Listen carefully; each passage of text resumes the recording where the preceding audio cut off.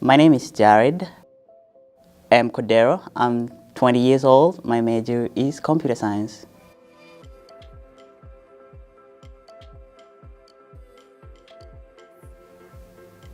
Moving to the US was kind of interesting. I experienced a lot of culture shock. Most of the things were being done differently from the way I used to, from food, language, dressing, pretty much everything. Yeah, I mean, they were not that different, but they were different at a certain level. Like things like the language.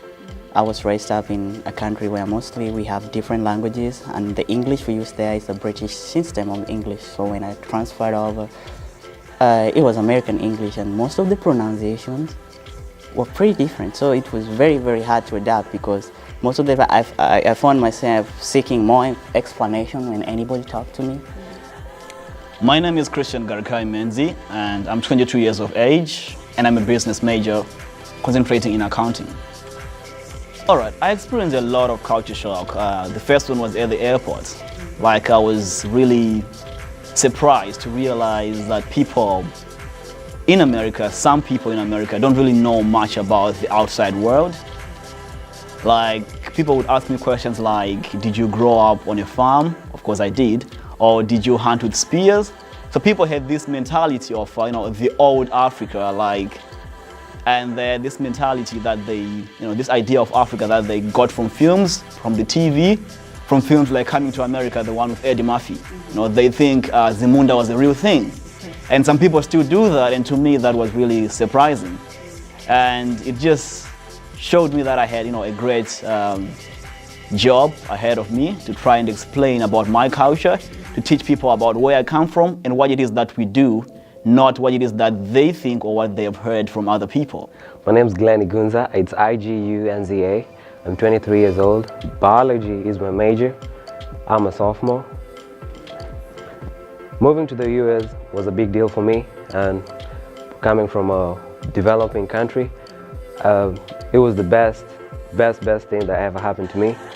But on to getting to the United States, I got so shocked, thinking like we had so many things in common, and I was so shocked, and I couldn't understand people from the first day I got here. So I had to keep up with what people used to say to me and how we used to converse with each other and trying to understand, because they used to say we Africans have a very heavy accent, and which seems so. I used to deny and say, I don't have an accent, you have an accent. So that used to be quite a tricky situation for the first time.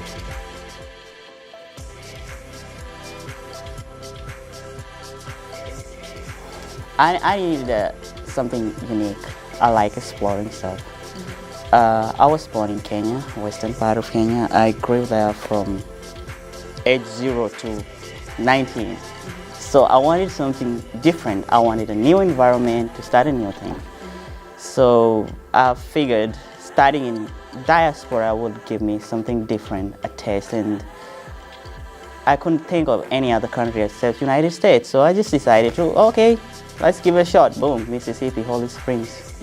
I was there, first college. My name is Bonim Shilangwa, and I'm from Congo. And I was born in Congo, but I grew up in Tanzania, and I moved to USA 2010, and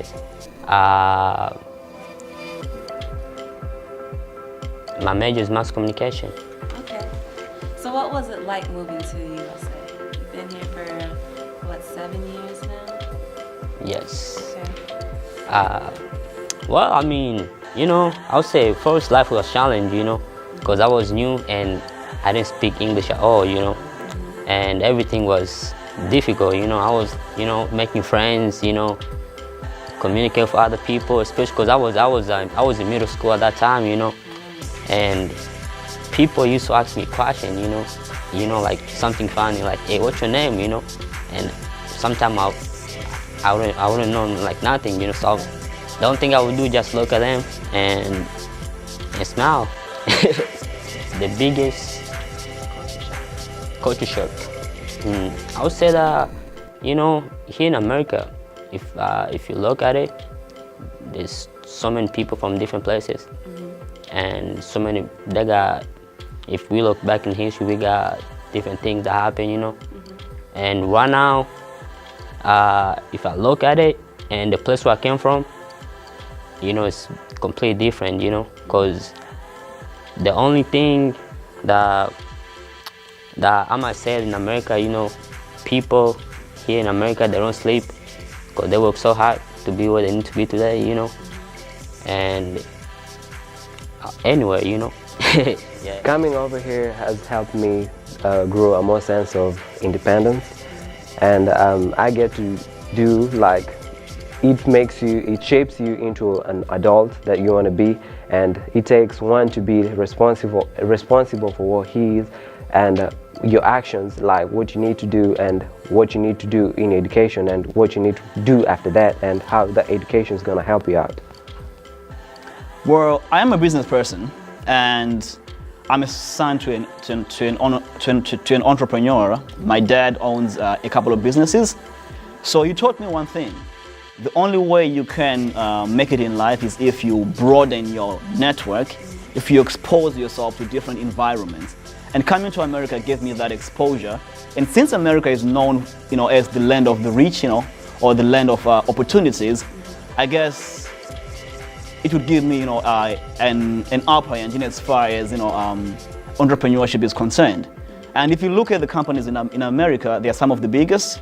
You have the best technology, and someone like myself, you know, who's coming from a so-called third world country, would, you know, immensely benefit from those technologies if I were to take them back home, and it would give me an upper edge in as far as transforming my home and transforming, you know, the business sector within the Zimbabwean, you know, atmosphere. I can say education all around the world matters, and the degree that I get from here will just serve as a stepping stone into my life and career.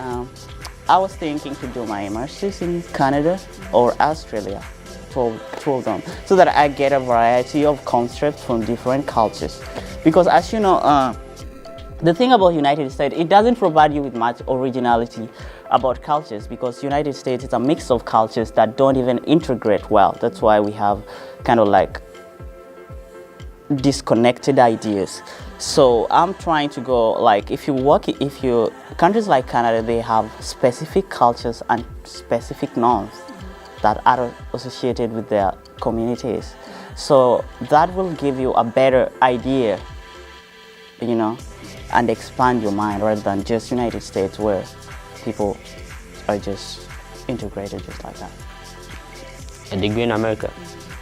I would say that, you know, here in America, if you have a degree and if you went to school and you know, it's the best thing, you know, because you don't want to work at the coffee shop, you know, or somewhere else. But if you have a degree, you might work the place where you need to be or the place where you want.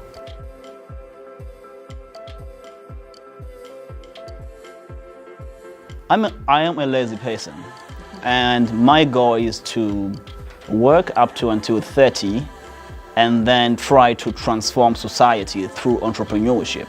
Because I believe the best way to help any civilization or any people is to empower them. And the only way you can truly empower people in the 21st century is through entrepreneurship. So I believe I'm going to be a great speaker, like, you know, Tony Robbins, like Vusi Tembekwai from South Africa, you know, like Tim Han and other famous guys, you know, who are motivational speakers who can help other people, you know, ignite their dreams, their entrepreneurial passions. Because we have a lot of people with ideas, but they don't have mentors. So I want to become a business mentor. That's if I become successful in the future.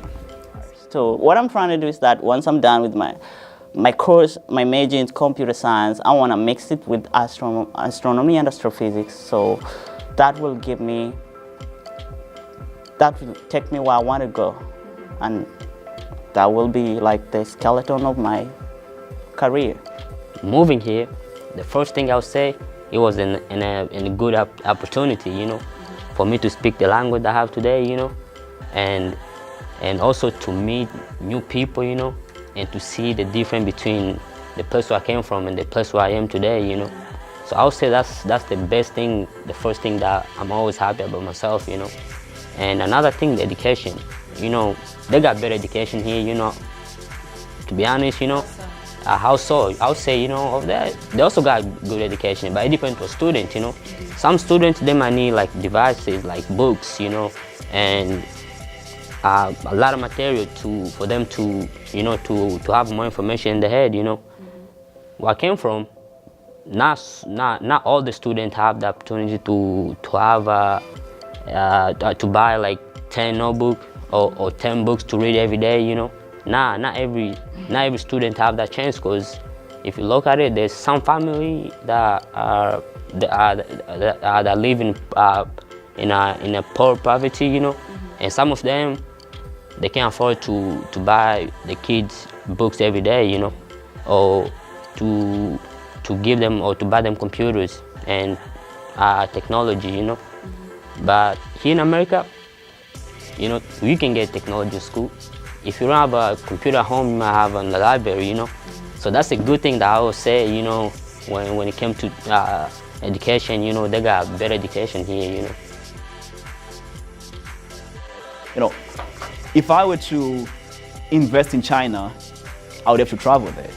I would have to make connections there, and those connections will go a long way in as far as developing me as a person, and also, you know, giving me an understanding of how they do their things, how they live, and what it is that they believe in. So I plan on traveling, but eventually I'll go back home. Zimbabwe is home. Zimbabwe is where my heart will always be. Well, I love my country very much. I miss it every day. So eventually I'll go back home. After I make it, I'll go back home.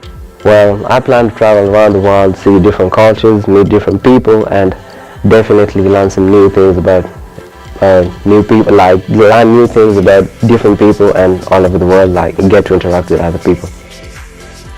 I want to travel, I want to go to Asia, you know. Yeah, I want to see the other part of the world, Asia, Europe, you know. Probably, I'm not sure about Middle East, but if I can go in the Middle East, maybe some place, or Israel, yeah.